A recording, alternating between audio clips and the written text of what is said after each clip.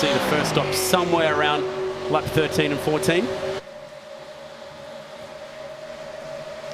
But there's always the chance of an undercut, someone coming in a lap or two earlier than that. Back to Dane Warren.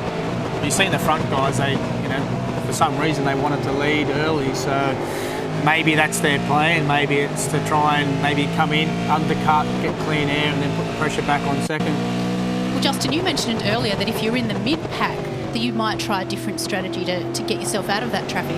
Out of the mid guys now, who would you pick as being most likely? Would maybe a Dane Warren now that he's down in 5th spot? Any chance that he might throw a little different strategy out there? I think, you know, Dane definitely, but Madison would be the biggest talking point, being the series leader. He's got nothing, you know, obviously being in front of the points, but he really needs to gain a lot more. So I'd be thinking maybe he might do something to get himself up there. It looks like whatever Dane lost before, he's just found, because he's gotten past Burton there for 4th place. Yep, change so yeah, change for 4th position there. Also good to see the Bathurst livery on the Boost Mobile cars kicking in early. So if you want a sneak peek of what the 33 and the 34 is going to look like at the mountain this week, they've got the livery already updated on the E-Series tonight.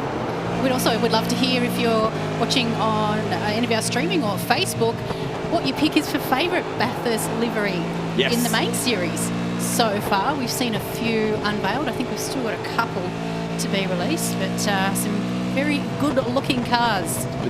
Yeah, the team we're riding aboard with right now have a bit of a Brocky throwback, which is cool. And here we go, battle for the lead is on. They've scaled it back a little bit, both driving 2:05.3s last time by. He must be quick across the top. That gap was 2/10 at the line last time. And now, does he go for the race lead or does he save fuel? Let's find out.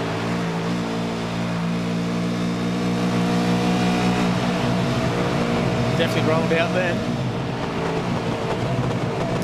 Well, had half a chance to try and reel in the race leader and make that move stick there, but decided to roll off the throttle.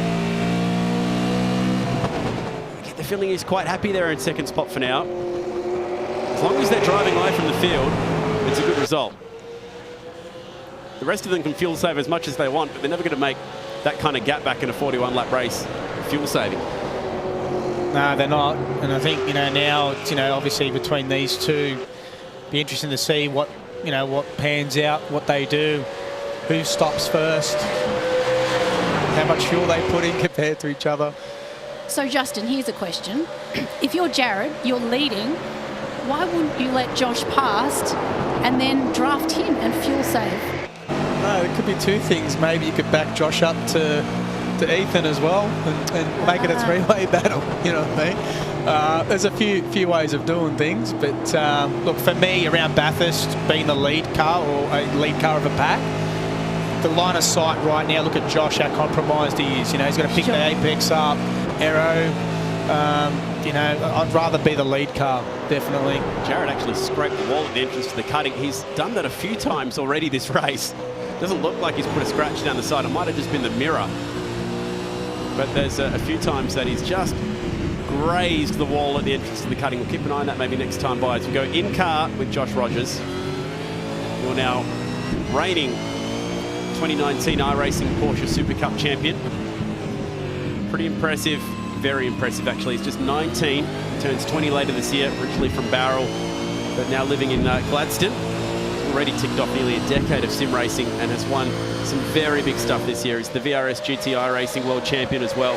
He's picked up 24-hour wins at Le Mans, Daytona, Nürburgring, all this year. Oh, he gets a massive push, but goes for the lead anyway at the chase. So no fuel saving here from the two. Change for the lead. Now, does he cover his teammate down the bottom of the hill? They need to be very careful about how they approach this. They've both got a very good opportunity to drive for Ryan Walkinshaw, who loves his esports. And they've handled that quite well. It was a good change for the lead. It was clean. Good hard racing between the teammates. It's definitely got a bit of oversteer on exit, Jared, compared to Josh. So it's going to be, Jared did use a lot of tyre at the first half of that race. Josh, not so much, but we'll see what happens in the next, what eventuates in the next couple of laps. Right, so chance now for Phil Cell to save some fuel for his fuel cell. You can steer the steering That's angle. the worst joke ever, Jeff. I'm going to use that. That's yours. That is his nickname, actually. Fuel cell. Yep, makes sense. As you can see, overcast conditions at Bathurst, leading to lower track temps, leading to faster lap times. And looking down the order, everyone pretty much running low 206s. Brendan Hobson's having a tough race here. In the raw entry, 207.0 last time by. So he was just starting to fall off the back of the pack, 12 seconds behind the leaders. That's a cool view off the left-hand side. Wait for the dipper. Here it comes. We'll get nice and close to the fence on the left. Oh, Look at Rogers. Rogers is just driving the wheels off that car. Jared, I notice, is locking a lot of left fronts, if you notice. So maybe he's got a bit of an imbalance in his car, brake bias, different fuel loads, different tyre quality. And this is exactly what it's like in real racing. We lose tyre quality. We've got to adjust, your bars. You've got to adjust brake bias. Exactly the same in the sim race. So it's pretty relative. All right, so it's a great start to 250 Ks. This is race number 4, round number 2. A quick break. The teammates are in control at Bathurst.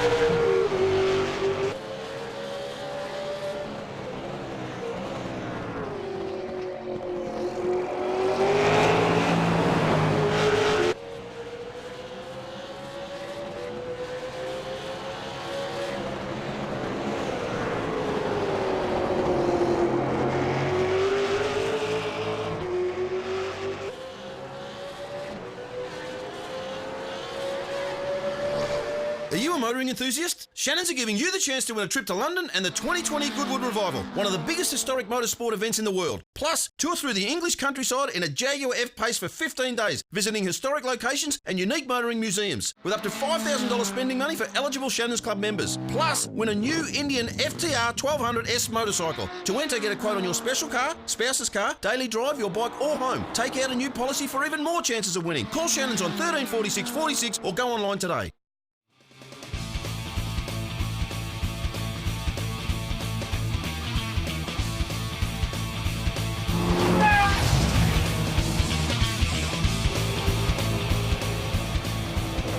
Thanks for your company tonight, wherever you're watching around Australia, live on Fox Sports, or wherever you're watching on our many streams around the world. We're racing at Bathurst for round 2 of the Gfinity Supercars E-Series, brought to you by Shannon's, and we have a race on here at the moment. The teammates are pushing each other. Bryony Ingerson and Super 2 star Justin Rugia on the desk tonight for what has been a really big race so far. We've had one pit stop. Richard Hampstead has come in for his first of 2 pit stops, but the leaders have just been pushing and pushing, and Justin, they now have 6.5 seconds on the field. Yeah, just in a class of their own at the moment, but I suppose, you know, later on in the race we'll know who had the raw speed between these two, but, you know, covered by, you know, a blanket at the moment. Interesting to see that Dane Warren, the Red Bull Holden Racing Team driver, has gotten past Greg Galt for 3rd place, so he's about just over 6.5 seconds behind these two here. So, you know, he fell back through the pack for reasons unknown, whether it was mechanical or we just take a look at the replay for the lead here, but he's got about 6.5 seconds behind these guys to see what he can do. This is how the lead got changed earlier on with that really nice move through the chase. Rogers set that up really well and made it stick. And we also had this move going on. So Dane Warren, after being relegated back to 7th, made his way up through the pack nicely and managed to go from 7th all the way up to 3rd, set this up on Ethan Griggle. Shannon's replay got the job done. Under brakes at turn 2, so nice move and made it stick. We've also got more pit stops happening as well now, so Madison Down and Brenton Hobbs. So this race is coming to life. The leaders on track. Pit stops happening. Madison Down, Brenton Hobson all in the lane. Richard Hampstead the first to pit. So the strategies are playing out here, Justin. Yeah, they are. And I mean, you know, again, this is going to tell, you know, do you go hard on your new set of tyres? Do you conserve? It's just, it's all mind games, you know, and I suppose at the end of the day, you just got to give it a crack and see where you fare up. So we're seeing pretty similar pit stop times. Madison Down at 23.5. So 2 extra seconds spent in the pits. So we go back to this great fight between the front two. Jared, you can just see how he's using Josh as a mark, you know, turning in just a fraction earlier, but you see how hard he's driving. I mean, it's just a car, look at that, the oversteer, just amazing. Justin, this must be very similar to the driver's point of view in the race car. Yeah, it is, definitely. And I'm looking at that and I'm hoping my car ain't going to be like that in the real life. So it's a long day if the rear end is that twitchy. But in saying that, I might ring Josh and ask him for the setup after this race. That might help me too. So we have seen pit stops early on here, and I wonder what the advantage is there to be gained. Jonathan, our Melbourne-based pit reporter, what have we seen already? So Hampstead's already jumped Madison Down with the undercut. I think the tyre drop off late in the stint's about half a second to a second, because it's pretty cold out there out on the track, only about 30 degrees track temp. But most of all, they're all filled to a full tank, so it means Hampstead, Down and Hobson, I think, will all have shorter second stops. As Phil Sell, I think, is in the pit lane. Yeah, Phil Sell in, and behind in the Brad Jones Racing Dunlop entry of Jake Burton. Will they go for a shorter pit stop? It was about 23 seconds stationary time for Madison Down and Brenton Hobson. That one extra lap cost them 2 seconds in fill time. So that's the difference between doing an extra lap. It's about 5 litres of fuel per lap. So that makes sense for why it would take the extra 2 seconds to fill up. Oh, here we go. The fight is on up Mountain Straight. Brady Myers on the inside in the Fox Sports entry. And was that on Ethan Griggle down at turn 2? So Ethan's car starting to fall off a little bit with the tyre life. It's Ian Ford we ride on board with. And Myers moving through to 4th. But we are now starting to see some pit stops. So it's 4th on the road, probably about 5th outright once you include all of the drivers who have made their first pit stops. Oh, and he gets the fence too at Silman Park. I was just about to say, I'd like to see Brady have a good run tonight. He came off of the last round where he had 2 pit stop penalties, finished 12th in both races. He really needs a good result tonight. That was a long night. Poor guy, done for speeding the pit lane while leading at Monza. It was not a good night at all. Then he had another one at Suzuka as well when he was on for a good result there. So Dane Warren fighting here with Ethan Griggle. Now this is essentially for 3rd at the moment. It says 2nd on the left-hand side, but that is because we've had a pit stop for one of our 2 Walkinshaw Andretti United cars. Phil Sell drops to 6th as a result. I'd probably try, if I was these two, I'd probably try and go a bit longer in the stint if you could. There's enough gap there behind to sort of do a different strategy to the front two and try and have better tyre life towards the end. When saying that, they've both pitted, so...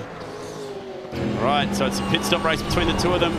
Everyone going for a pretty... Wow, how's the aggressive entry for the Dane Warren car on the way in. Cut some time back. Brady Myers also in the lane. Yeah, you've got to run. You know, if Ethan went in, you'd have to follow suit and go with them and stay with them. All right, so Greg Galt, Warren, all in the lane right now, and the race leader who's dropped and away. Wouldn't you love Jared? to be able to do that in a pit stop? Just drive through the car straight front, come out unscathed. His tyres are rotating, I think, before they drop the car. It's a bit rough, isn't it? Now watch out, because this is the fight for the lead. Here comes Jared Filsell. Where is car 2? Gee, that's checked out big time. Josh Rogers got out of there. So he's surely taken on a shorter fill time. 10 seconds stationary. So that's a really unusual strategy. So everyone else is filling up. Unless Jared had damage, maybe fixed damage, a bit of damage in the stop. Everyone's gone for roughly the same pit stop time, apart from 2, Brady Myers and Josh Rogers. So Rogers 10.3 seconds, Myers 16.2. Everyone is about 23, 25 seconds. And the fight is on here. Get my head out of the timing screen for a second, because we got Brad Jones Racing versus Red Bull Holden Racing Team. Everyone's pitted apart from the race leader. Is there some damage on the front left of Warren's Holden? I thought I saw it when he turned the corner before. Might have been from the earlier scrap we had with the 2 Walkinshaw boys. So it's all happening at Bathurst now. The pit stop sequence has really shaken things up a bit. I wonder if he made a mistake on his outlap or something there for Jared. He definitely dropped back a bit as a result. It's about right though. So yeah, Rogers fill time of 10 seconds, 15 seconds shorter than Jared in pit lane. And the gap between them right now is 16 seconds. So it does add up to be about right. Okay. It'll come back in the race later when Josh's pit stop is longer.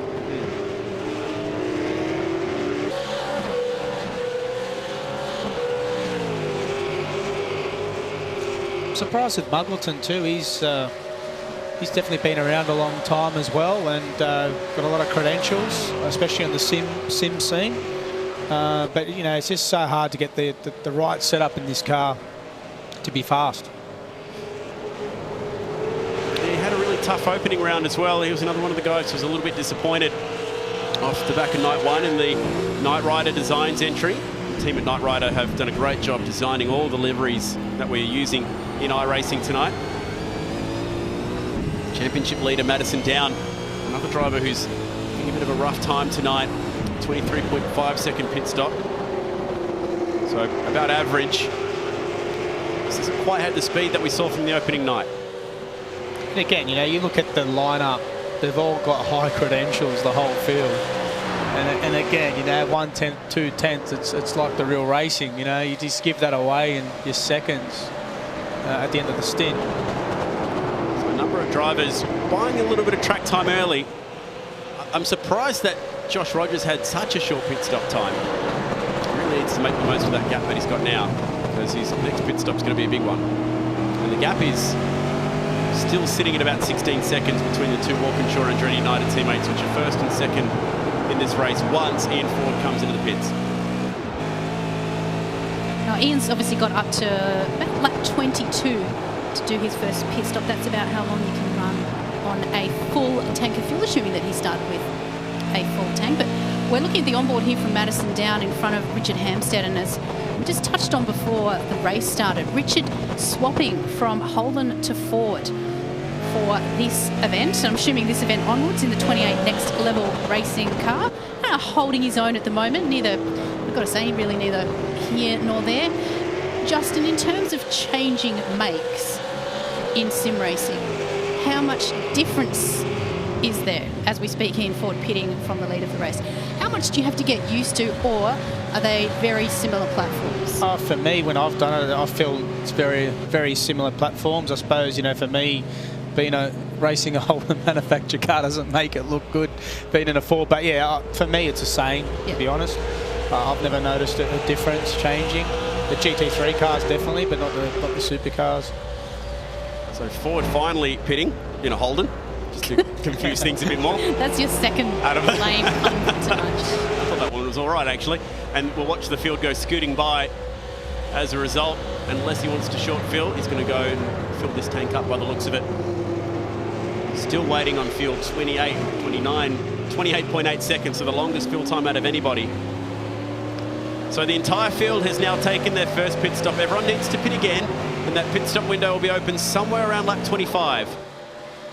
Depending if anyone's brave enough to really push for an undercut any earlier than that.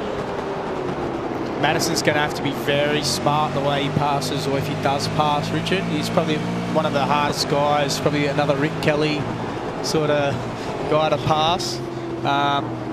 Yeah, Richard's very good at simulator racing. And yeah, Madison's going to have to pick his spot. This is a really good battle pack that we're watching now. They're queuing up behind the lone Ford in the field. Next level racing sims entry of Richard Hampstead, then the Shannon's team. Championship leader Madison Down, and then one of our Supercars teams, Red Bull Holden Racing team. Pole sitter dropped back early, but did take on a lot of fuel. So had the second longest pit stop out of anyone, went for a full tank of fuel on lap 13. The others who pitted late decided to take on less fuel, and as a result he's gone back in the pack here. It's left him with some very undesirable track position here, Justin, so he's going to be burning some time here. He needs to pass some cars. And again, you know, just watching that onboard, you know, they're going down to first in the elbow just to get the car to turn. So again, everyone's got a different setup, the way the car rotates, and for the Dane, first gear was, you know, ample for him. Are the gears that they use in a sim lap here similar to the gears that you would run? All right, there's a bit of a jump in the back there, yeah. I think he just missed the gear there after that hit. In your Super 2 car? Yeah, it is, mate. Pretty much spot on. We won't be using first though on the elbow unless it's pouring down rain. Well, it well could be, who knows. That's the Richie Stanaway technique, that one, for the elbow. And we should get the change here. Madison Down under heavy fire. Goes back behind Dane Warren, who's passed more cars than anyone tonight. On board with Jake Burton, Brad Jones Racing Dunlop car, just pulling out of that move up Mountain Straight. Just follow this. I've got the pit stop times all written down, but I can't take my eyes off this battle at the moment because it's not over yet. You can just see that little fight that they've just done. Richard's been able to clear out sort of 5-6 car lengths up the road.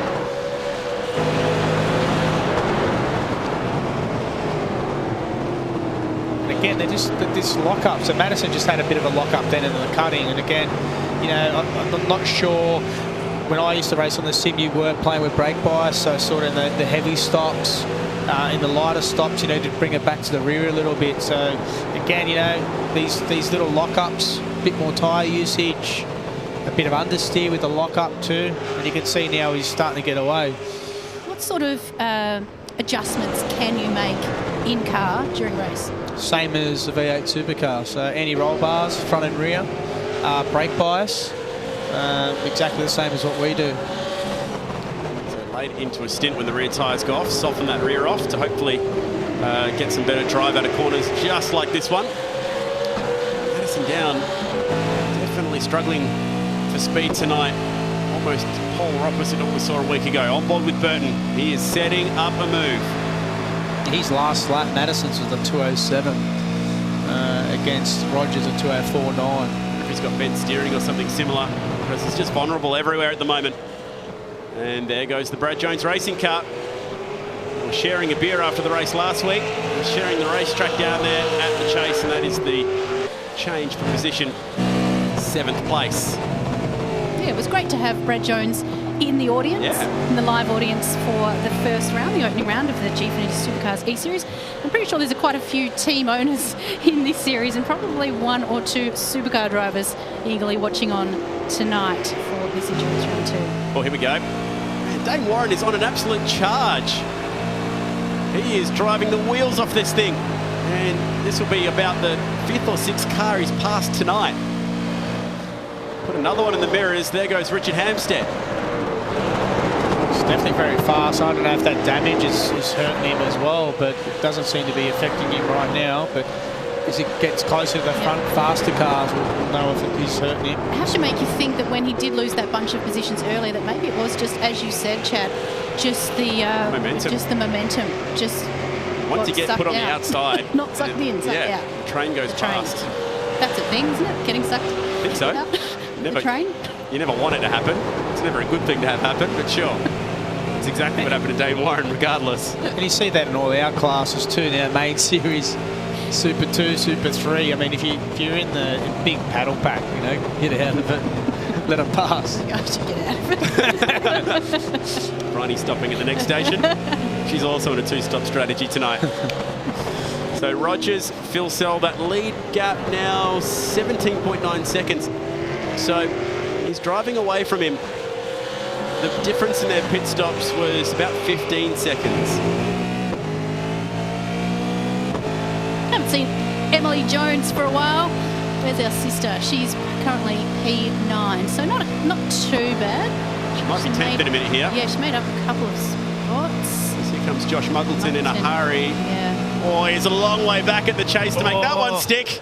Come on, Emily. And Emily gets the wiggles on, but just pulls that car up. And they're off the road. And here comes Ian Ford to try and snare them both. Couldn't quite get done the workplace law entry.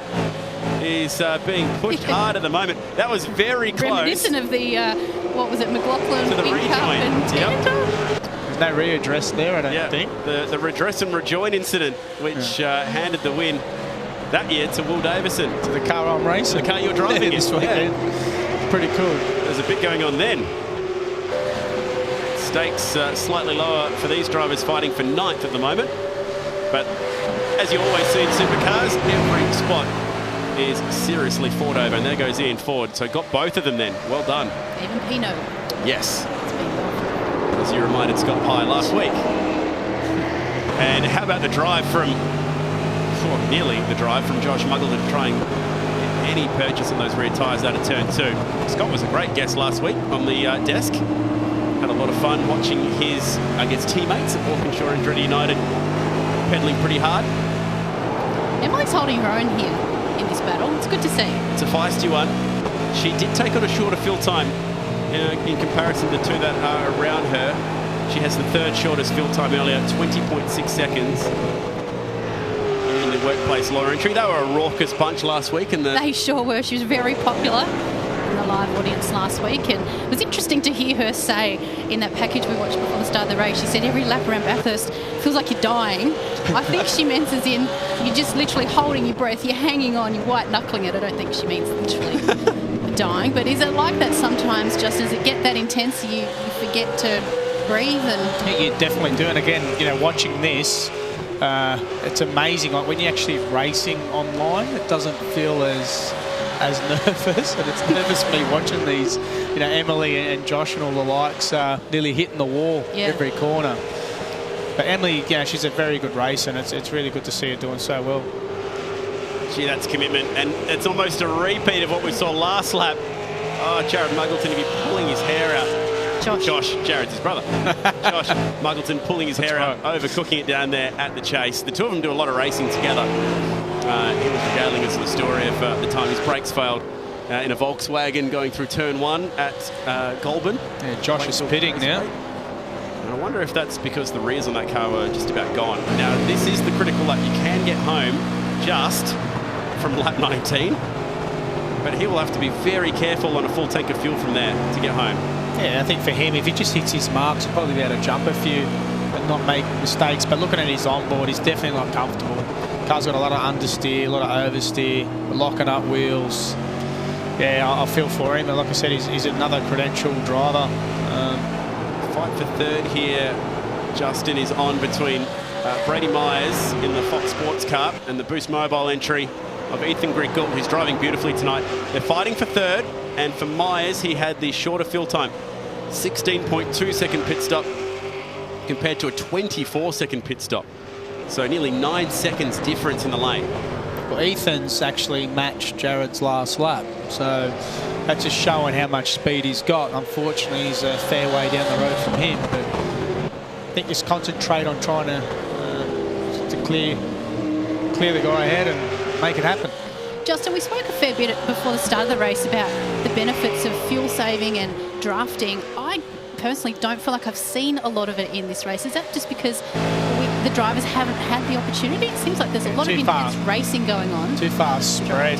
Yeah. Look at this, just letting him go by. So not wanting to fight that fight. So very smart approach. I think that's a smart approach too.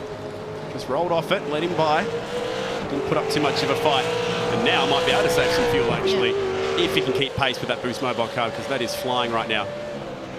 Brady also had a very short pit stop, 16, just under 16 seconds. Second shortest.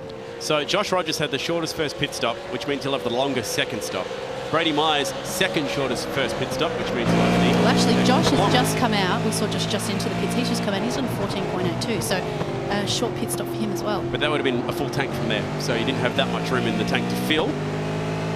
The advantage of pitting there is you will have the shortest fuel time out of anyone, but you'll try and get 22 laps out of a set of tyres. So it's a big, big ask to get home. In the Super 2 race, if it went green, you'd be doing it on one stop and you'd be pitting just about then, lap 19:20. Thanks for reminding me, man. We have got super safety cars to watch out for, though, for you. Yeah. As we see that move again, just wiping the right side mirror on the wall up towards the cutting. What's your favourite part of the track, Justin? I think right now is this section probably over the top. Seen so many people watching and camping, and might even sneaking away to a few people I know up there. So, both hands on the wheel, Justin. Both hands on the wheel. I can do it easy in the Aussie car, but Super 2 I want to see both hands on the wheel for at least the first practice of Dunlop's Super 2. Yeah, definitely. Bathurst. Goodness me. Watching the action down in Melbourne, Jonathan Simon, we've seen the first of our second stops. It's a long way home for Josh Muggleton from there. Yeah, I don't know how you're supposed to get a set of tyres home for 22 laps, so he's going to struggle there from the last position at the moment. But the also critical gap between Rogers and Phil Sell, if Rogers can keep Phil Sell above 15 seconds, at the moment it's 19 and a half, I think Rogers should maintain the lead after the second stop. Yeah, it's looking good at the moment. It was about 16 seconds after the pit stop, and he has been driving away, at least on the time card, to 19 seconds, nearly 20 seconds. So overall, at the moment, it's looking like Rogers with about a 3-second advantage over his teammate. At what cost, though, would it be for him to be doing those fast laps? Like his last lap, he was half a second faster than Jared Filson. Well, he's certainly using a lot of fuel and certainly using a lot of tyre to do it. When I used to be extremely active on the V8 supercar scene in iRacing, we used to have a spotter who would actually log in and understand how much fuel usage you're using, be able to tell you. Really? Yeah, be able to tell you, use more, use less, instead of you doing it. You bring up a really good point. So the first point there is, as the championship leader takes his second stop, no spotters allowed in this championship, so not allowed to have the help. Yeah. And secondly, you're a race car driver and engineer, aren't you? Because you are guessing the fuel numbers as you go and fighting the other strategies. You don't have someone in your ear saying, box now, and then putting the right amount of fuel in for you. You are doing it all from the seat. And it makes it hard because back in the day, like I said, we used to have the spotters, and again, you seeing what people, how long they've been stationary for, did they take all 4 tyres, how much fuel did they take, and then straight away you're in conserve mode to sort of pip them and jump them out of the pits. So if you've got to do this all on your own, I suppose, in this modern day, like my steering wheel that I've got at home, I've got a dash that tells me how much fuel I need to get home. Wow. Yeah, and all that kind of stuff. So it makes life a lot easier than what it used to be. And they can change strategy on the fly as well. Yeah. So they are working on Conrod Straight to change what they're going to put in fuel-wise in the pit stops while they're driving. Justin, you're married. Yeah. If you asked your wife to be a spotter for you in an iRacing race, would that be a deal breaker? I think I've got my 2.5-year-old daughter more likely to spot for me than my wife. So there is Jared Filsell, and at the moment looking very nice indeed for a Walkinshaw Andretti United 1-2. More pit stops to come, more laps to come at Bathurst.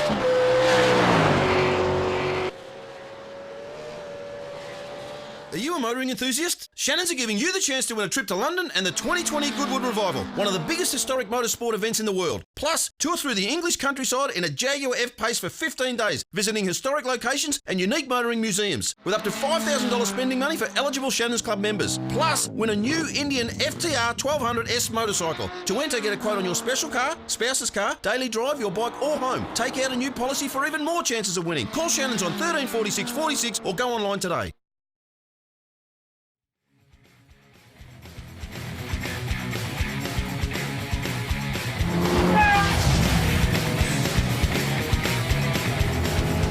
We are racing tonight at Bathurst.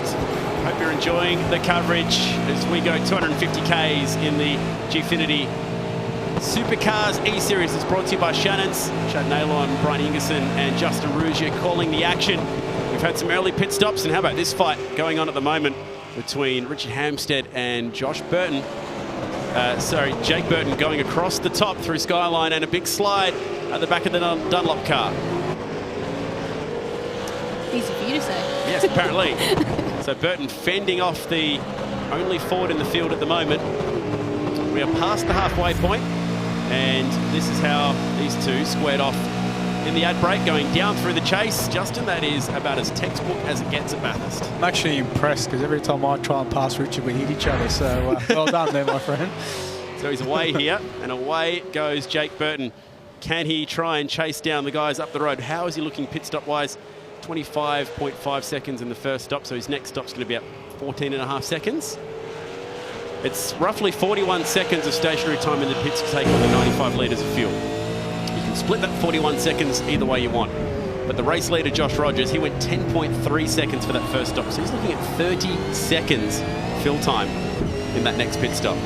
His lap times at the moment are so impressive. Like his last lap at 2:05.3. So he's half a second faster than his Walkinshaw Andretti United teammate, Jared Filsell. And then almost a second faster than third-placed Ethan Grigg-Gold. So he's pushing for sure. He's really Whether that pushing. will come back to maybe play a part in the end of the race, towards the end, who knows? But we haven't really seen that from him yet, have we? To be honest, his lead's so big, it doesn't matter about fuel saving and tyre wear when you've got as big a lead as he has. So it's 21 seconds over his teammate. And his teammate's going to have a 15-second advantage in the pit stops. It's still 6 seconds. Don't forget, this is Bathurst. You know what I mean? Again, being the fastest person on the track, yeah, it's relevant and irrelevant. You know, one slip up, and you can see how hard he's driving that hard. So he's risking it all still. Very, very impressed. More pit stops. Looks like Brenton Hobson in the Raw entry on his way out of the lane. Where will they come out in comparison to the traffic? And back onto Mountain Straight. I'm not sure that's Madison down because he's already completed his second stop, hasn't he? So. Well, he's in. Might have been Emily Jones, Yeah, we're hearing now, who's taken a stop, and in comes the race leader with a very, very, very aggressive entrance into pit lane. Getting caught speeding on pit road's a pretty good way to lose your 6-second lead, but hopefully for his sake he's been able to get that car stopped just in time. I think his crew are still having donuts. They're not out on pit lane. You can come in and pit, but we're all eating ice cream, and his teammate is in as well. So final stops for the race leaders. Wow, he's committed in there. And as we've mentioned before, even though they're racing for the same team, they have individual booms, so there's no double stacking or anything like that we see in the real supercars world. So it should be a long stop this for car 2, the race leader on the left-hand side. Nearly 30 seconds I'm expecting. As his teammate pulls up, it should be about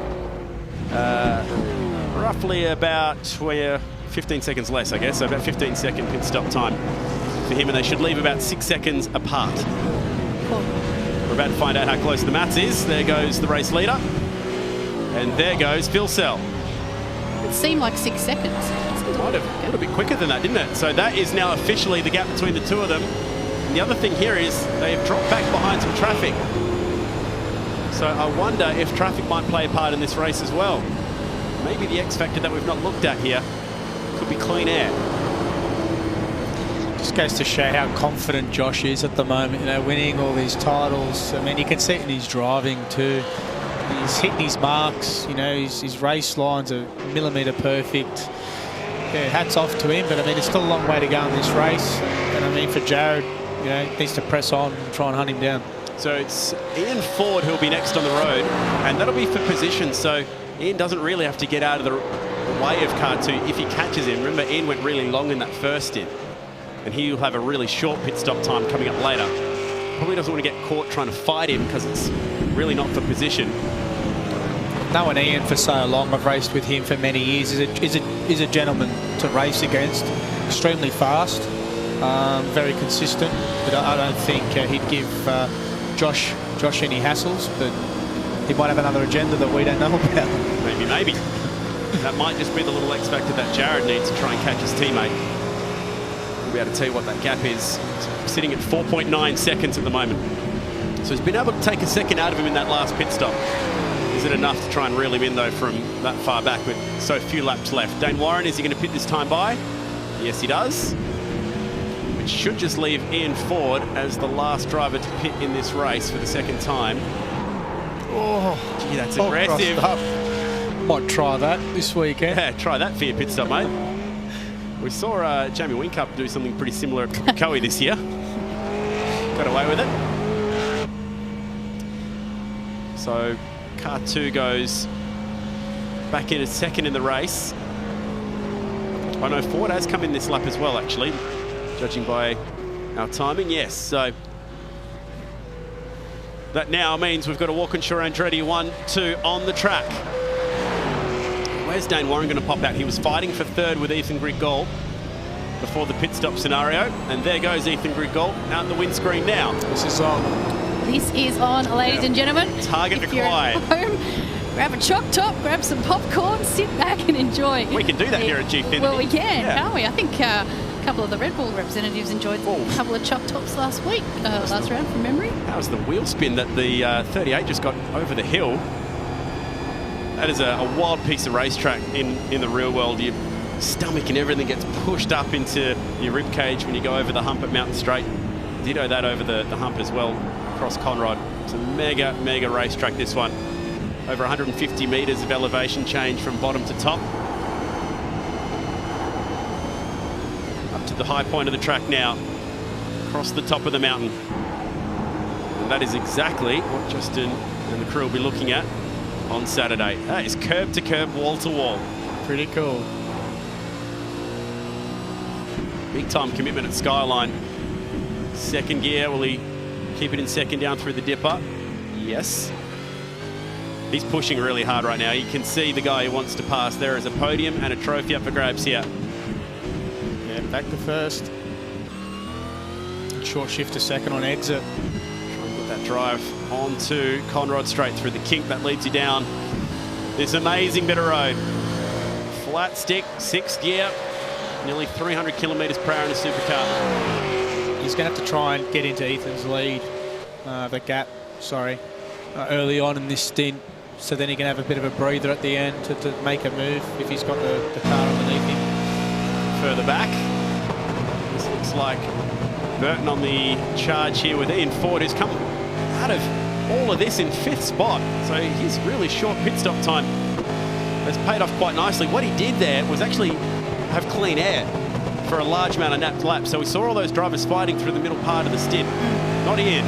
So his big, long first stint meant clean racetrack and a chance to pop out inside the top 5. Boost My Ball Racing with 2 cars inside top 5 tonight.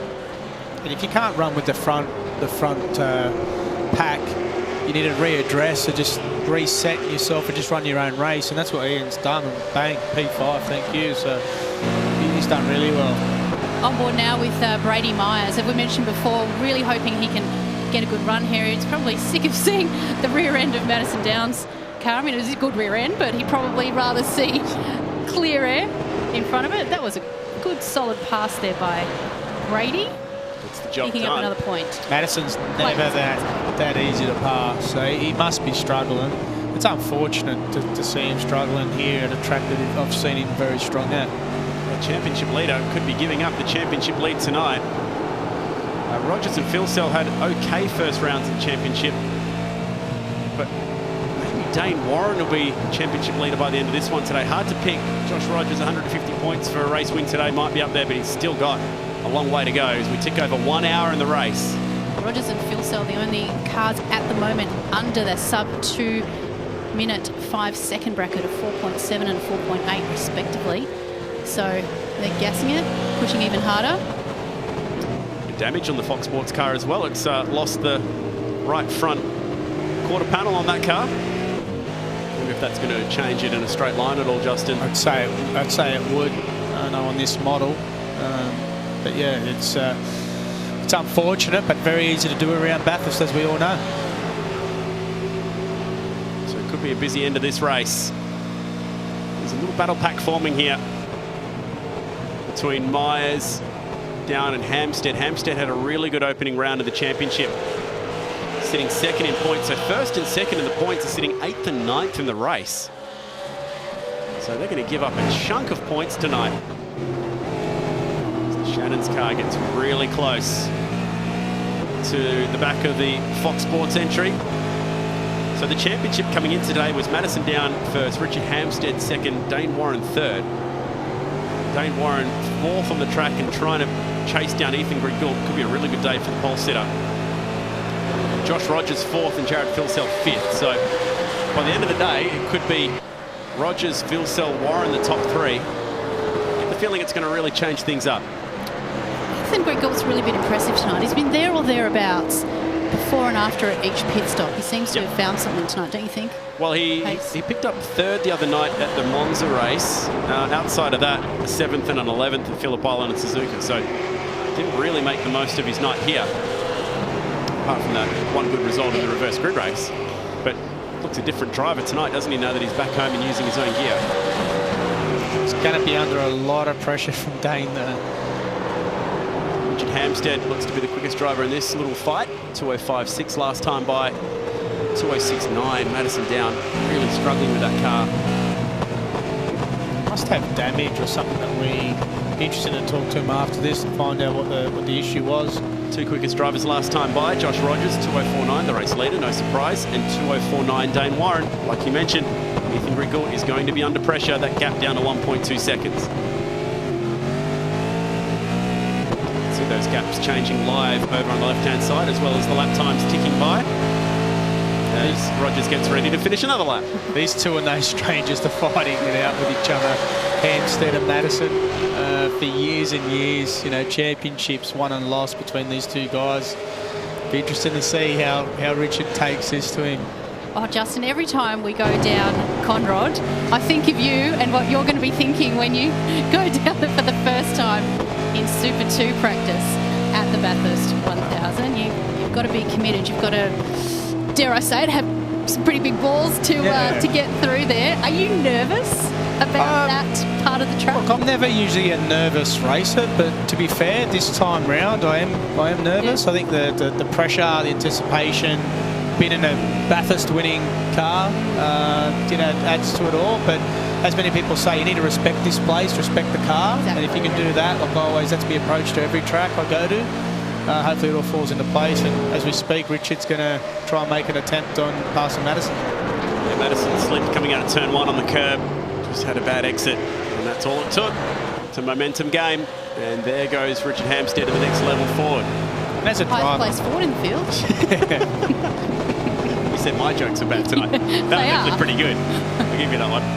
so look at the drive. He's just getting off the exit then. So it's as a driver too, seeing a car pull away that quick after only 2 turns, it's demoralising really. But Madison's a smart racer, and I'm sure he'll try his best to sort of capitalise his losses. You can drop some races in this championship. It's 14 of the 16 races count for points at the end of the year. So this could be one that he drops tonight.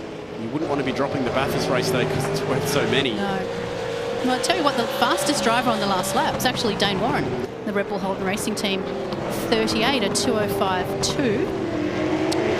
4/10 quicker than the guys chasing too. So 3 laps time, we'll have a fight for third, judging by those numbers. He's in that position now. He'll be picking up maybe a little bit of a toe. So you have the eyes on, or the eyebrows on, the eyebrow on soon, Dane. He has a mean set of brows. Yeah, he does. The eyebrows very much pointed towards Ethan Grigg-Gult. This fight going on at the moment for 7th position. Jonathan down there in Melbourne watching the action. That was a bit of a power play, that one from Josh Rogers, to open up such a big lead. I liked what he did. If you think about it, he and Jared ran, the same fuel load for the first stint.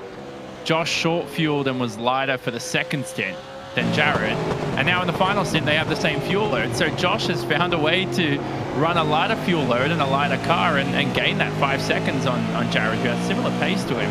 But some drivers talk about having the heavier fuel load because it just keeps the rear end planted, but I'd rather run a light, to be honest with you. And finally, talking about that damage you were talking about for Brady Myers in the Fox Sports entry, I think he sustained that. I had a look in his onboard cam, and he sustained it at Frog Hollow at 200 kilometers an hour? That's a big hit. If Justin hits the wall that hard on the weekend, his race is almost done. I'll come and see you, mate, if I do. Get your return trip to Bring your Melbourne. tools with you. Oh, I think Rachel Eggleston will have you well and truly bent over at that if that happens. Oh, no. Give you a good spanking. You don't want to do that. No.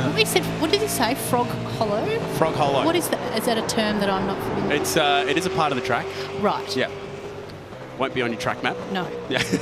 We're all looking. It's an old school name, Frog Hollow. Okay. Gotcha.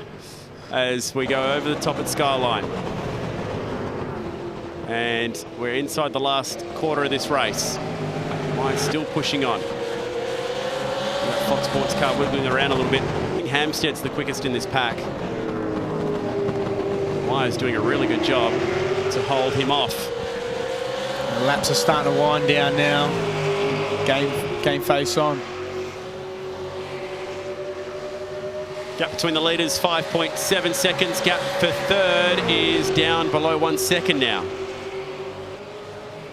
And this fight is on, and maybe we'll make this move stick. Hampstead on the outside, on the marbles. They'll go side by side and bang. There goes Brady Myers. Take that. Oh, Brady left him so much room. It was good, and then Richard just sent him. Is that what they call a don't argue? Yeah. I think it was after he was so nice to him, but the chase as well. So change for position. And that was a push and a shove. Get out of my way. Richard Hampstead goes up a spot. We haven't actually mentioned all night that we do actually have a driving standards observer, Yes. which we have. Hello, Craig Dontis. Yes. Craig Dontis had a chat with him after last week's round. He really enjoyed it. Who does sit and observe this whole race. So, you can't bump and run or bump someone off without being either looked at or penalised. Yeah. We haven't seen it tonight, but yes, we do have one.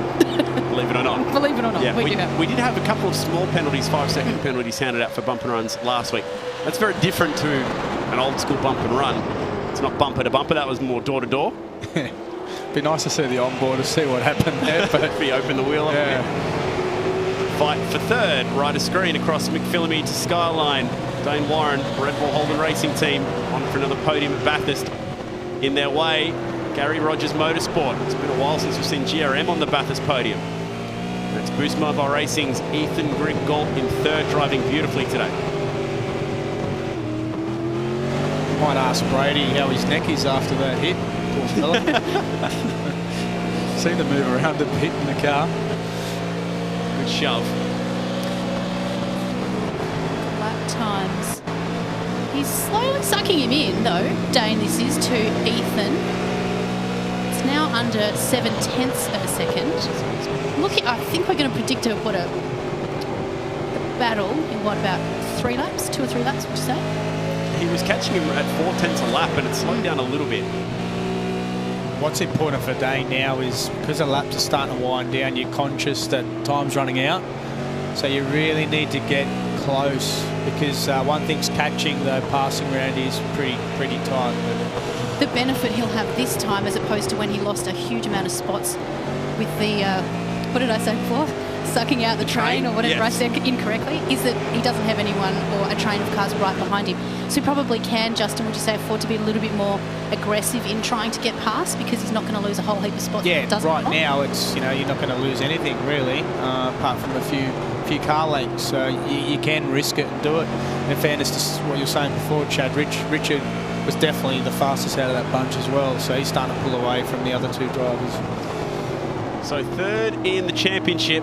We're right on board with him right now. And a reminder, first and second in the points currently sit 7th and 8th, or 8th and 7th to be exact, in this race. So a chance here for Dane Warren to bag some big points on them.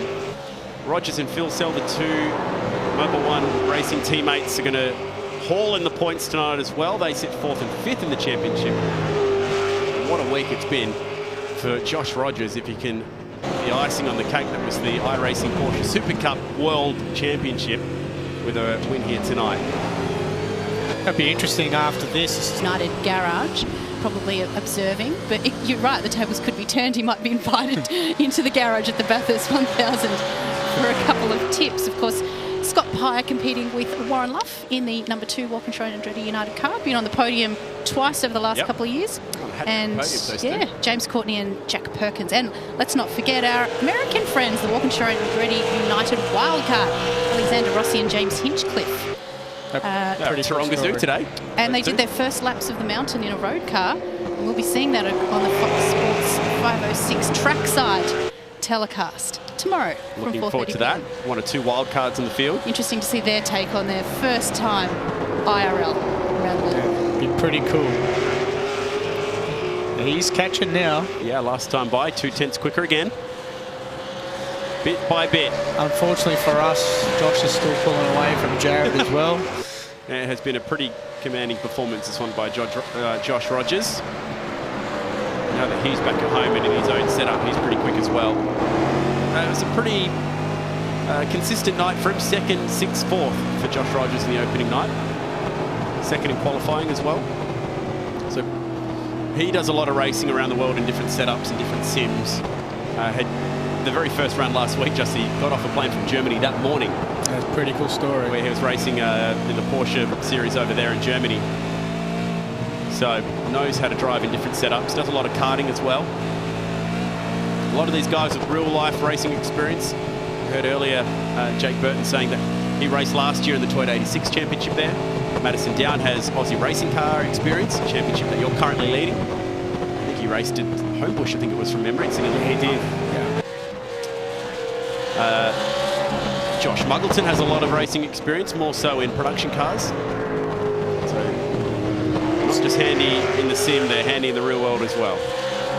Yeah, it's a very good tool for a lot of real racers, and again, even for people that can't afford to go and race. I mean, you're still racing against the best real race drivers in the world too. Yeah, absolutely. Having said that, I mean, a good setup at home will cost you a little bit of money. You can get a great Logitech setup, obviously, for not that much. But what's a kit setup worth that's going to be pretty competitive on iRacing? Oh, look, again, like you said, Logitech kit will make you a bit, somewhat very competitive. I suppose, if you look at a kit that I've got at home, it's upwards of 14 plus K. So they're not cheap, but again, you got to understand, sometimes we're on the sim for 4 hours or 3 hours at one time. You've got to be comfortable. Yep. You need to be able to concentrate. So the old chair on a timber, with a Logitech wheel on a desk, those days are gone well and truly for me. They are expensive, but you can get some good gear. What's the most important element for you? Pedals, wheel? Is it the sim itself, the rig? Well, actually, it's funny you say that. Early on, I had just a normal TV screen, and mate, I could not sleep for weeks because of the hertz, the pixels and that. Just my eyes, man, I couldn't sleep. So, I went and got proper screens, and now I could be on there for hours and hours, no headaches. Much to your wife's delight, no doubt. Yeah, my wife's delight, definitely, yeah. I just want to interject here because I've got a message from our good friend Richard Crail, who's watching online while he's packing, and he said Frog Hollow is the area between turns 8 and 9 in the vicinity of the metal grate, which I think we just passed. But thank you very much, Richard, for adding another name to our already long list of turn names. And it's proof that there's... And good luck packing. We'll see you up at the mountain, Richard. He's a legend, that bloke. There's not a race at Bathurst at Crailes he won't watch, and that is living proof right there. Yep. He'll be calling the action for Carrera I've Cup. learned something tonight. Eseries Cup Masters from Hollow. I'd heard of it. I didn't know the exact point of the racetrack that it was. So when you can learn something about Bathurst, it's a good night. Right. Throw that one into commentary across the weekend, chat. Trust the 89 sport categories that we're calling. I think the one that freaks us out a lot is the grate. That's what sticks in my head, is the grate. So. We've seen a lot of cars come undone there over the years, haven't we? And Croquet. Yeah, My Croquet. God, that's cool. There we go. Closing stages of this one, and still the favourite goes on. You say it's over, but it made you laugh, so I'm ticking that one off for tonight.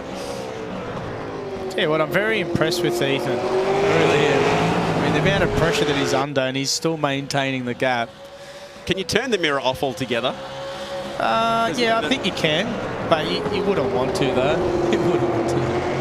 Because he's going to need to know where this attack's coming from, and it might be this time by he's close, and last time by he was just a tenth quicker, but it's enough. Can he get the slipstream to make a move?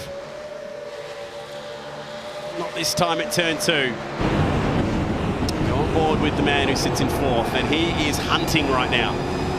Could be oversteer from Ethan. He's trying to get on the gas there early to pull away, but do you like being the hunter or the hunted here in this scenario? Hunter. Yeah. It's a tough spot to be in when you know you've got one of the best ripping up the racetrack to try and get around you. Tyres are starting to slide around. They all pitted pretty early in this second stint.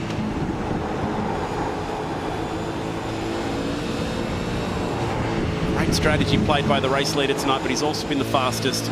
So it's been a perfect 10. Got everything except the pole tonight. Back-to-back front row qualifying performances though for Rogers. Second at Phillip Island, second at Bathurst. Next time up in 2 weeks' time in the lead up to the Gold Coast. We'll be back here again for the USA rounds of the championship. Sonoma, Watkins Glen and Laguna Seca, which is going to be very, very cool. Very Couple Californian races. I think the move's going to be on. I've got a feeling he's going to go up the inside this time around. Here it goes. Slingshot well and truly engaged. It's going to be late. Pulls out of the slipstream. No. Not quite close enough. With the pit stops out the way, there's no need to save fuel from here. Unless, well, it depends how much you put in that second stop, I guess, but surely you would have given yourself enough to be able to race without fuel saving to the checkered flag.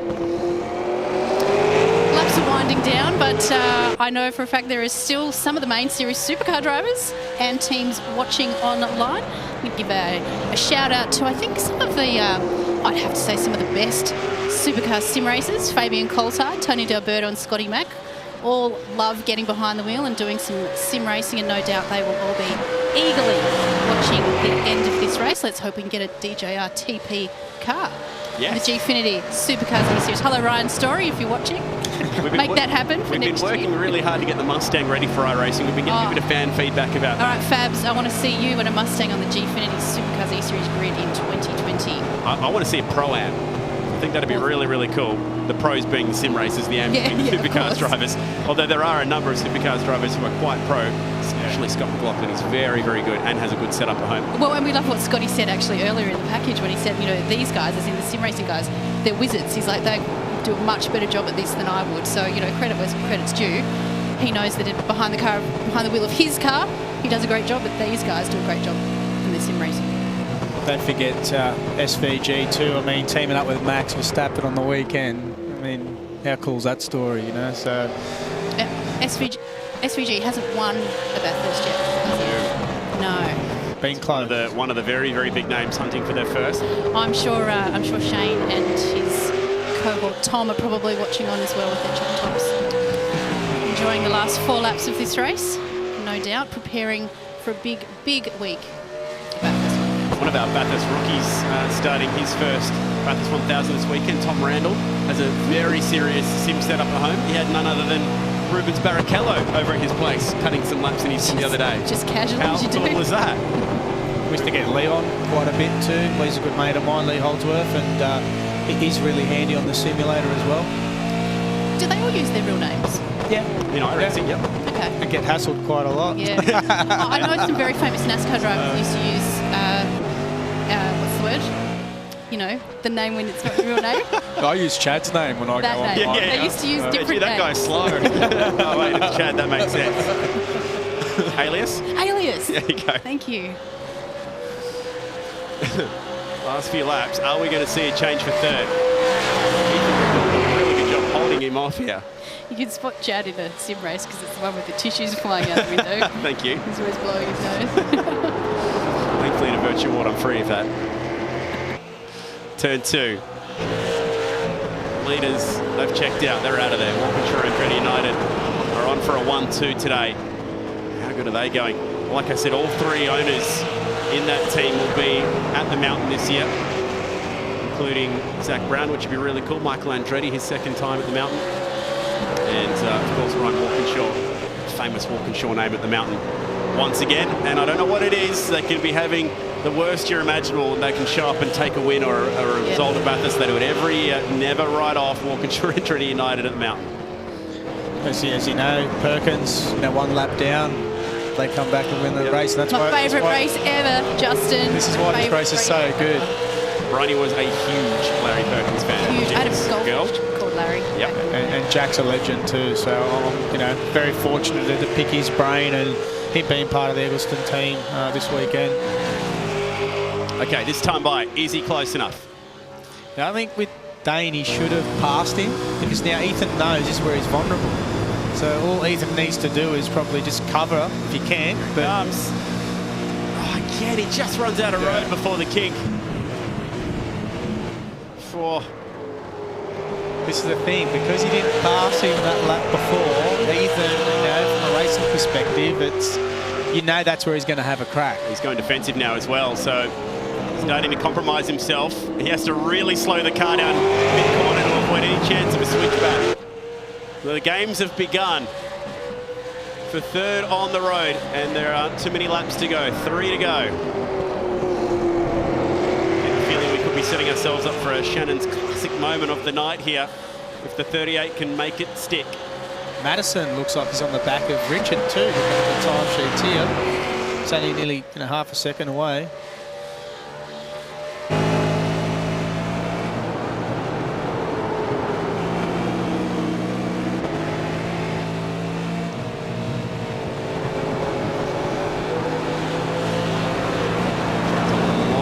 Back at the beginning, but has been picking them off one by one. Miss Frog Hollow again. It's gone.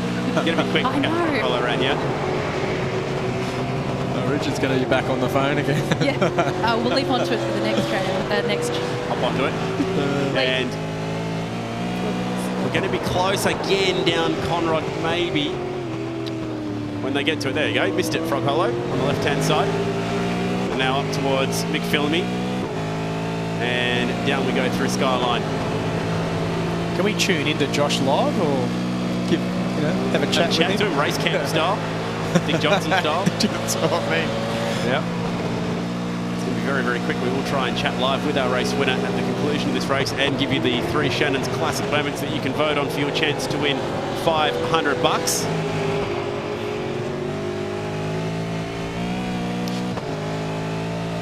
This time he's not quite close enough, is he, down Conrad? He's also on for a big haul of points tonight. 4th in a triple points race is a good score, so he doesn't want to risk that. Oh, it's close. Really close through the chase. 2 laps to go this time by.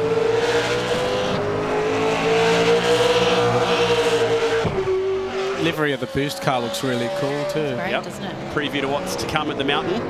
Can he wipe the speed off again mid-corner? He's not got it this time. The overlap is just there. Done it, I think. Oh, he chases him over to the fence and covers him. He tried to set him up twice for that same move. He'll try again here at Mountain Straight. Watch Greg Gould try and wash off all that mid-corner speed. Maybe with the momentum this time. Where does the 33 go? He parks it on the right-hand side of the road. The 38's got the side draft here. And Dane Warren has to go the long way if he wants this at turn 2. Hold your breath, because here we go. Oh, that is identical to the last lap of the 2013 Bathurst 1000 between Winterbottom and Whincup. Almost a snapshot of what happened between those two. And the Red Bull car ended up on the exact same centimetre of racetrack that J-Dub finished on, but he will have one more chance at Conrad and then a whole other lap to try and make this stick. Good battle, this one. He's passed so many cars tonight, he just needs to pass one more. That's what I mean before about being patient sitting there. So he caught him real quick, but look how hard it is to pass. And Ethan, to his credit, hasn't really put a foot wrong. I don't want to put the mocker on him, but it's been really impressive. It's been really good defence, clean defence, tough defence. At no point has he really driven him wide. The only thing that's been sort of borderline dirty Paul is slowing him mid-corner, but he's just hanging onto a podium at Bathurst. He's a racer, mate. Yep. That's what you do. A bit of understeer, and then it turns into a wicked oversteer at the exit. So not this time by ruined his entrance onto Conrad. He's trying. The leader's about to start the last lap. How's the gap? They've got entire length of Conrad, just about 6.6 seconds between Rogers and Phil Sell. Last lap of the race. 6.2 Ks to go. Very impressive drive by Josh. And again, you know, racing him last week. Very, very confident young kid. And hopefully we get to see him do the transition one day into cars and see what it's like. Here we go. Last lap. Missed the apex there at Murray's and nearly cost himself then. So last lap, last chance. There's about 2 minutes in this motor race to go for these two drivers fighting for third, and it's been on since the second pit stop. Where's your take? Where do you think he's going to try and do a move? It's going to be down Conrad. It has to be. He's been so close, but he needs to get a really good exit out of the elbow to make that stick. Maybe the Matt Campbell move in the entrance to the elbow would be a good one. Wide then at the entrance. Just backed it in. He locked up the rears. He's trying so hard to catch him because he needs to get to him before sort of near the grate to sort of have any chance. Meanwhile, at the grate, here goes the race leader. He's doing it comfortably. Backed it off at 206s now. So we heard Neil Crompton say a million times, through Frog Hollow for the final time. He's bought himself a ticket to the end of the race. It's the last hour. Is he out of fuel? No. I think he's just cruising. He's back down to a 206.0. Don't scare me like that. Could he be setting up a formation finish? I think he's backing it off for the 1-2. Oh, okay. That's my take on this, because they've got the world's biggest lead. Stopped. I thought when you see him going this slow on the last lap, you go, oh, no, don't tell me he's out of fuel. I think he's going to give the team bosses what they want to see here. The Mobil 1 Racing 1-2 finish. Okay, there you go. He's not out of fuel then. This has been a commanding performance from Josh Rogers. What a week it's been for this 19-year-old, recently crowned a world champion in iRacing. He's waiting for his teammate to be crowned the winner of the 250k race. They have signed two of the best here, and they are going to check in for the perfect finish. It's 1-2 for Walkinshaw Andretti United at the mountain. What a sight that is. And the party begins at Mobil 1 Racing. And the fight for third, no. He has been looking at that Valvoline badge for about 30 minutes. And that is how they finished. Great drive, Ethan Greengold, his second podium of the year.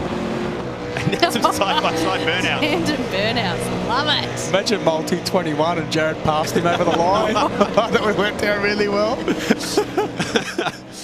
I like this. Side-by-side teammate burnouts up awesome. Mountain Straight. And that was very, very cool to see. 2 Boost Mobile cars inside the top 5. That is going to help their charge in the championship nicely. Ethan Greengold and Ian Ford, good results for them. Further back, not sure how Jake Burton will feel about 6th tonight. He had some pretty good race pace, just couldn't get that thing going where he needed it. Hampstead drove all to 7th. Madison Down will probably lose the championship lead tonight with 8th. Brady Myers redeemed himself a little. I think he'll still be disappointed with 9th. A solid effort from Josh Muggleton. Brent Hobson couldn't quite find the purple patch tonight, and Emily Jones rounding out the 12. Oh, Jonathan, how about that commanding performance from the teammates? Brilliant, and they're back to the form that we expected, isn't it? You know, these two were really tipped to dominate the series, and I think without that Porsche Esports Super Cup commitments now, they can have full focus on this series, full pace, and it's just a remarkable finish too. Yeah, what a way to do it with a 1-2 across the finish line. Doing it comfortably tonight. Well done to the entire crew at Walkinshaw Andretti United. And Ryan Walkinshaw is seriously into esports, so this will mean a lot to him. He'll be really, really happy with this. I think you might need to talk to the boys about their burnouts, though. It's a bit weak, I think. But anyway, I'll leave that for him to probably talk Well, to. just see how big a burnout you do when you win the 250 Trust me, race. I'll be back on rims. There'll be no tie to assess It'll at be like all. Summonats, and you win it. That'd be awesome.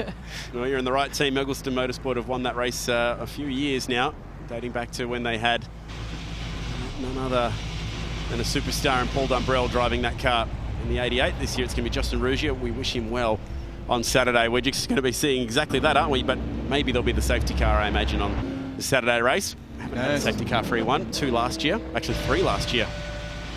The 250k race.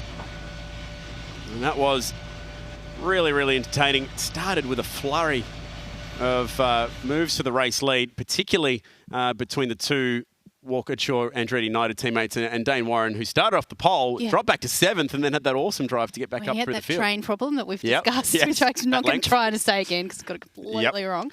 Redeemed himself back up to 4th position, but I think he'll be a bit disappointed with that. All right, race highlights from Mount Panorama. Race 4 of the championship. Really good start from Dane Warren and Josh Rogers, but it was actually Jared Filsell who got the jump off the start here and managed to pick up some early spots. Got his teammate there, and they went scrapping all the way up the mountain. How was this for a first lap? Justin, this was fun. I'm very surprised about how aggressive everyone was, but again, I can relate from online racing is, you know, clear view, clear track. You know, you can control the race. There's a lot at stake in that early lap, and there was Burton, who had really good qualifying pace further back, and this was 38 trying to get his way back through the field. Like we said, he dropped all the way back to 7th from pole.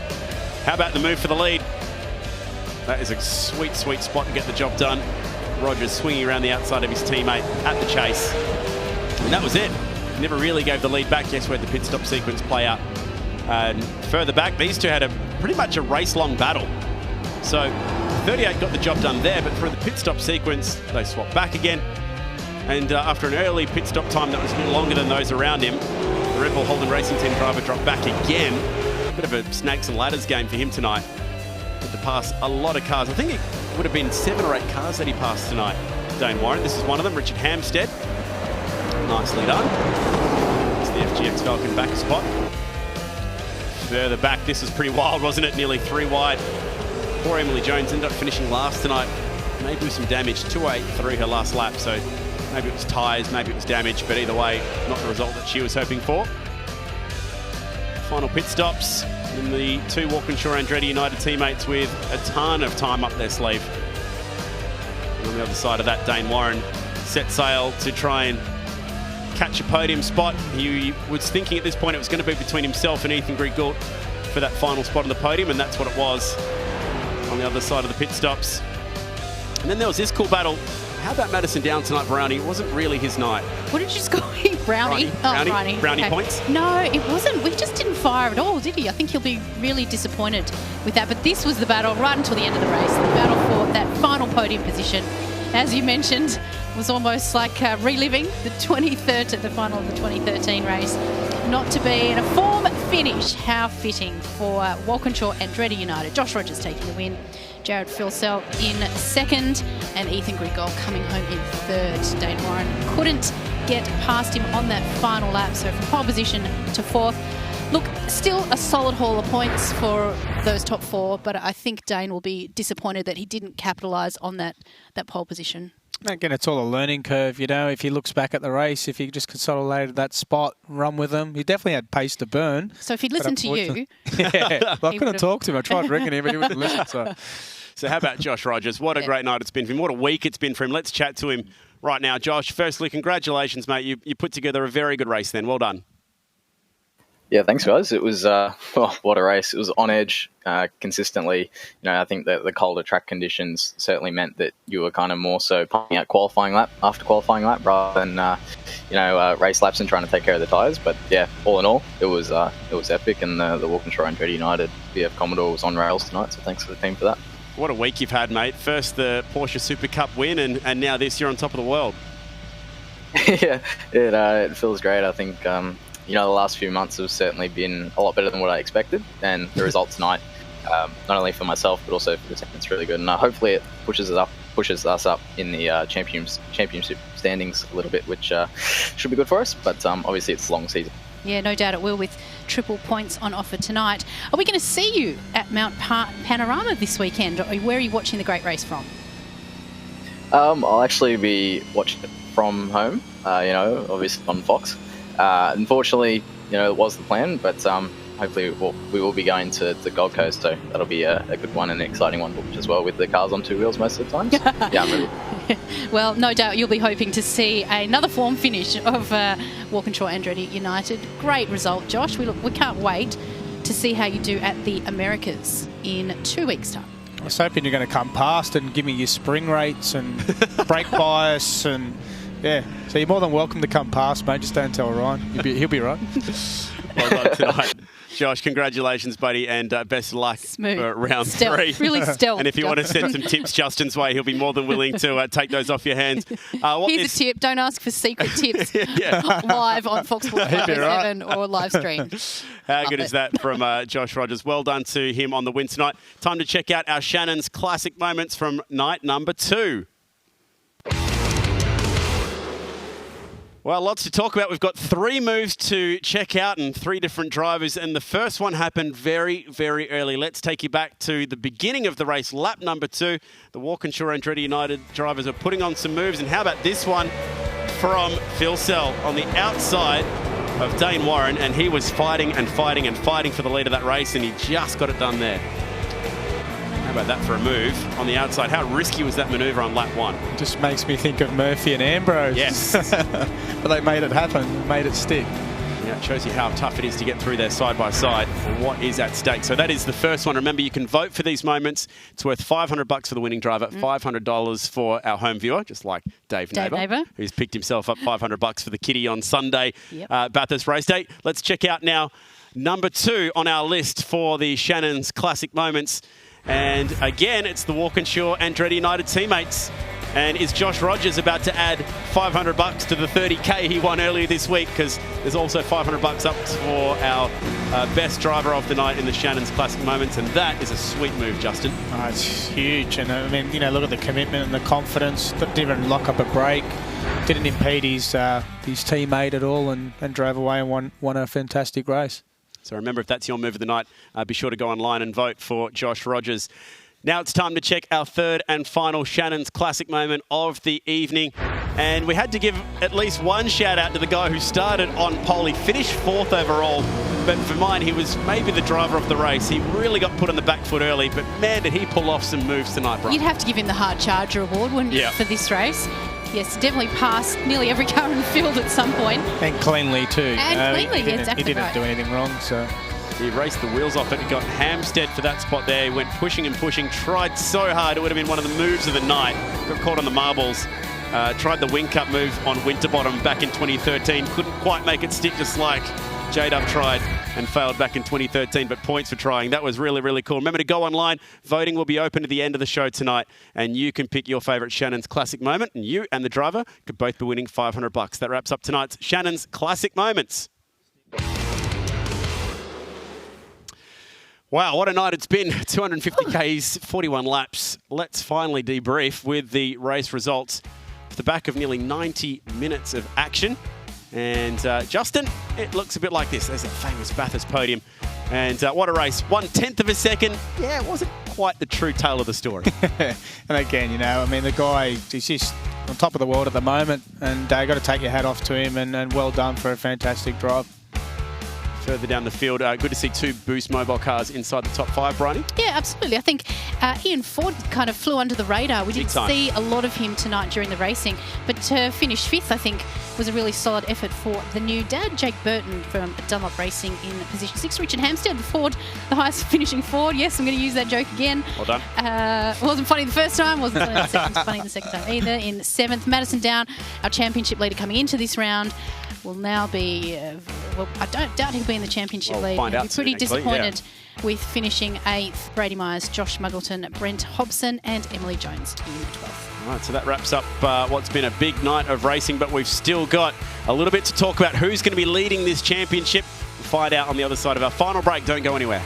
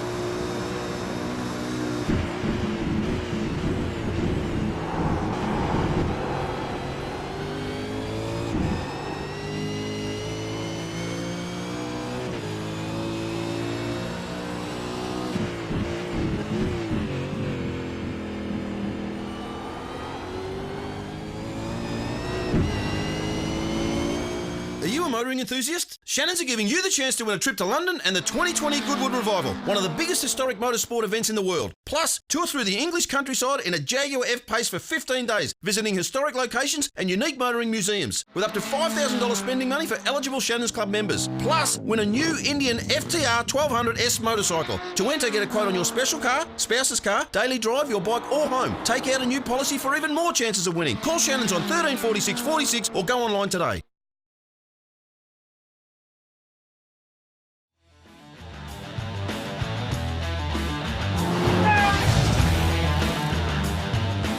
Shannon's are giving you the chance to win a trip to London for the Goodwood Revival, an amazing celebration of motorsport covering the 40s, 50s and 60s. Plus, there's also the chance to win this, the incredible Indian FTR 1200S. To enter, just go to shannons.com.au and request a quote.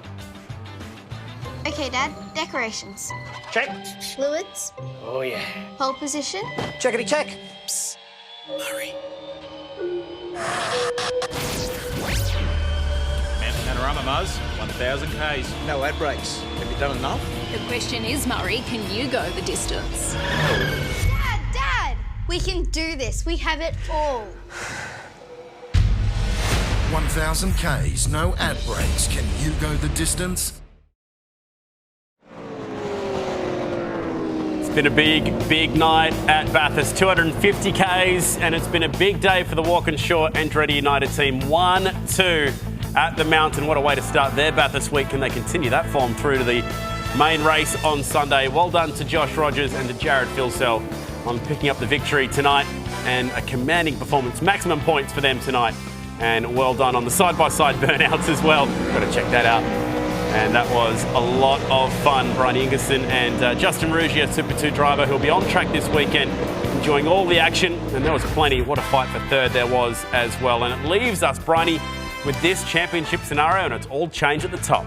Wow, it sure has. And as we've mentioned, of course, this was triple points, so 150 points to the winner, as opposed to the regular 50 points for every other race this season. Jared Filsell jumps up to second, 214. Dane Warren in third. Ethan Griggold 172. Madison Down, I think, down into 7. So that has been a costly race for him tonight. Yeah, and remember, you dropped your worst 2 races up until the end of round 4 of the championship. So there's a lot to talk about there. But for a guy like Josh Rogers, his worst result right now is about 6 or 7. So he's going to be looking pretty good either way. So nice job from the 2 teammates. Let's talk about what we've got coming up this weekend as well. Bathurst is going to be huge. It doesn't just include the big one on Sunday, but the top 10 shootout, lots of support action, and your chance to take centre stage on Saturday afternoon for something very similar to what we just saw.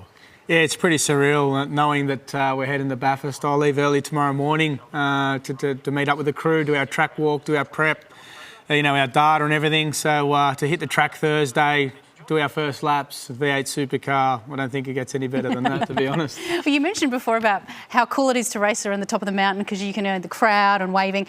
I guarantee you, $5, you will be not noticing any of the crowd on your first few laps around the mountain. Maybe the outlap I will, but after that I'll make sure, it's a massive weekend for us, obviously, and for many teams. I think what's good for me is Will and Jack Perkins are doubling up, so obviously their feedback. So I'll be hanging around them like anything, trying to get some help, and I'm sure they'll look after me as much as Eggleston will as well. Well, you've got a new fan right here. I'll be your cheer Brian's squad. going to be I'm going to cheering stand you up on. at Frog Hollow, wave my the Ruggier flag. Yeah, best of luck this weekend, mate. We mean that. Thanks for being such a great part of tonight. It's been great having you here for a sure. lot of fun, and we get to go racing again in 2 weeks' time with round 3 in the E-Series. That's October 22 before the Gold Coast 600, and it's the Americas, so some big tracks there as well. Sonoma, Watkins Glen, Laguna Seca. And remember, all the action is live on the Bathurst channel, and plenty of ways to watch it this weekend as well as we go racing with the Super Cheap Auto Bathurst 1000. It's this weekend. Enjoy Bathurst Day. Thanks for watching tonight. We cannot wait to join you in another couple of weeks. We'll see you then.